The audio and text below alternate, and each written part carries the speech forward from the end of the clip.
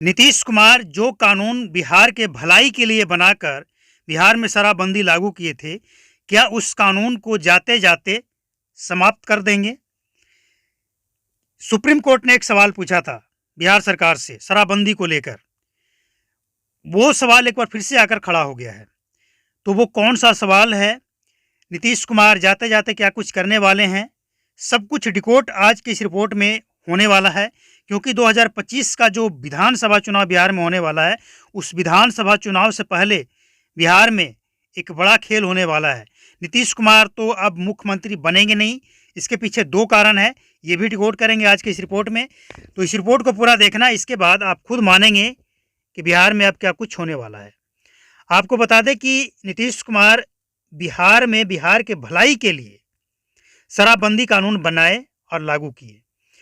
ये सबको पता है, जो शराब पीने वाले हैं और जो ना पीने वाले हैं, सबको पता है कि अगर नशा मुक्त बिहार होगा तो इससे भलाई ही है, बुराई नहीं है।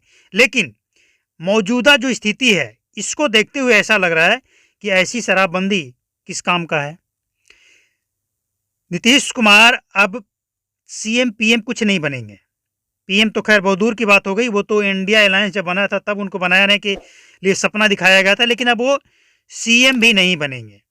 तो अगर सीएम नहीं बनेंगे तो क्या जाते जाते सीएम पद छोड़ने से पहले बिहार में शराबबंदी कानून जो उन्होंने लागू किया है और मौजूदा जो स्थिति है, और उन्होंने एक जो बयान भी दिया था कि सर्वेक्षण कराएंगे, ये तमाम बातों को अगर देखा जाए तो नीतीश कुमार क्या इस कानून को जाते जाते रद्द करेंगे या किसी कंडीशन के साथ बिहार में शराब चालू करेंगे। आपको बता दें कि नीतीश कुमार को भी ये एहसास हो चुका है कि बिहार में शराबबंदी की स्थिति बहुत खराब है और इसके पीछे बहुत लोग इसलिए इस कानून को प्रभावी तरीके से लागू नहीं करना चाहते हैं, क्योंकि उनको एक कमाई का जरिया बना हुआ है। एक शॉर्टकट तरीका से ये कमाई कर रहे हैं, ये नीतीश कुमार को भी एहसास हो चुका है और इसीलिए वो उन्होंने कहा था कि शराबबंदी का सर्वेक्षण कराएंगे बिहार के जनता के द्वारा। जनता का क्या राय है इसमें? क्योंकि मौजूदा जो स्थिति है बिहार में शराबबंदी का, कोई ऐसा गली मोहल्ला चौराहा नहीं है जहाँ पे शराब नहीं बिकता है। बिहार के तमाम बच्चे को अगर आप पूछेंगे तो आपको पता चलेगा कि सब जगह शराब बिक रहा है और नीतीश कुमार को भी इस बात का एहसास हो चुका है। अब नीतीश कुमार जाते जाते, क्योंकि नीतीश कुमार के ऊपर ही आरोप है कि शराबबंदी कानून नीतीश कुमार लागू किए हैं और नीतीश कुमार इसको चाहें तो हटा भी सकते हैं। तो नीतीश कुमार इसके लिए विचार कर रहे हैं और जो आबकारी विभाग है, उस विभाग को भी ये कहते हुए सुना गया है प्रेस कॉन्फ्रेंस में कि जो एजेंसी सर्वे करती है उसको चयन किया जा रहा है, यानी सर्वे किया जाएगा। अभी क्या है कि लोकसभा चुनाव में आचार संहिता लागू है, इसीलिए ये सारा काम पेंडिंग है।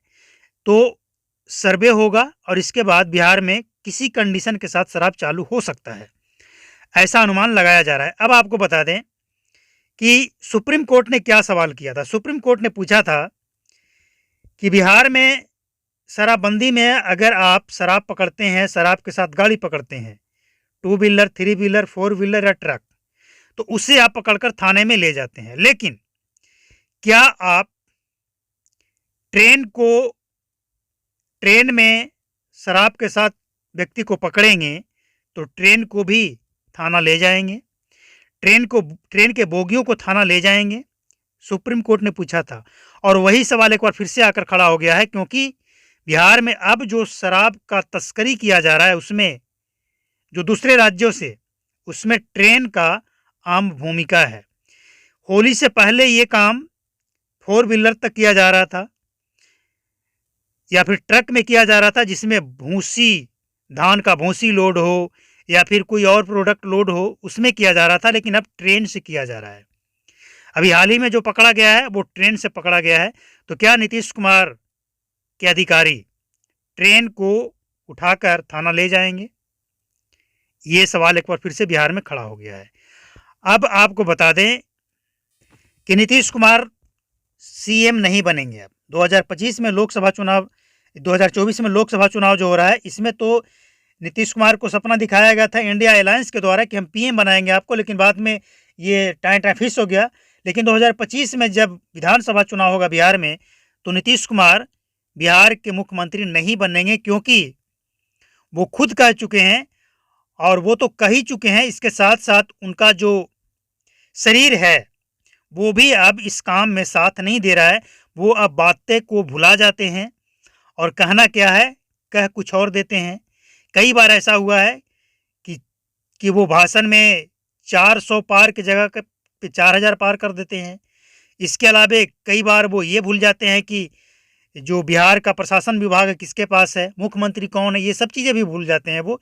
इसीलिए अब वो नहीं बनेंगे।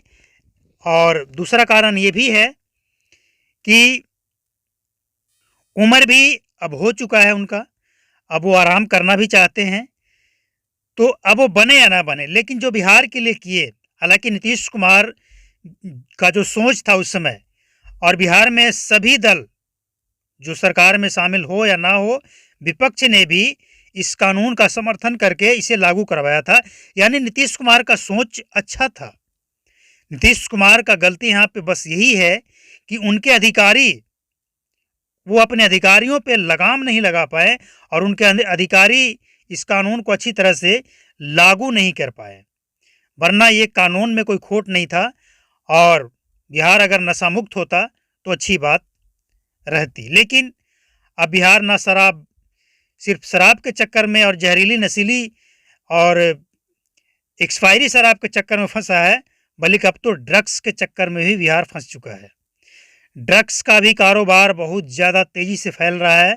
इसीलिए नीतीश कुमार को इन सारी बातों पे एक्शन लेते हुए, जाते जाते जो एक कहावत है कि अंत भला तो सब भला, इस कहावत को सही करते हुए नीतीश कुमार को एक्शन लेना चाहिए। और साथ ही शराबबंदी पे सबसे पहले एक्शन लेना चाहिए, क्योंकि ये जो एक कानून बिहार के लिए है, ये पूरी तरह से फेल दिख रहा है। बाकी कानून तो शायद कुछ % सही हो भी जाए, लेकिन एक शराबबंदी और दूसरा दहेज प्रथा, ये 2 कानून बिहार में पूरी तरह से फेल है। ना तो बिहार में दहेज का लेना देना रुकता है, और ना ही शराब बंदी कहीं दिखता है। तो उम्मीद है नीतीश कुमार जाते जाते शराबबंदी पे एक्शन लेंगे, शराबबंदी पे किसी कंडीशन के साथ शराबबंदी को ख़त्म करेंगे, या फिर पूरी तरह से ख़त्म करेंगे। क्योंकि उन्होंने कहा है कि इसके लिए हम सर्वेक्षण कराएंगे, और जाते जाते वो हो सकता है बड़ा एक्शन लें, क्योंकि नीतीश कुमार को एहसास हो चुका है, नीतीश कुमार इस चीज़ को महसूस कर चुके हैं कि बिहार में शराबबंदी की स्थिति सही नहीं है।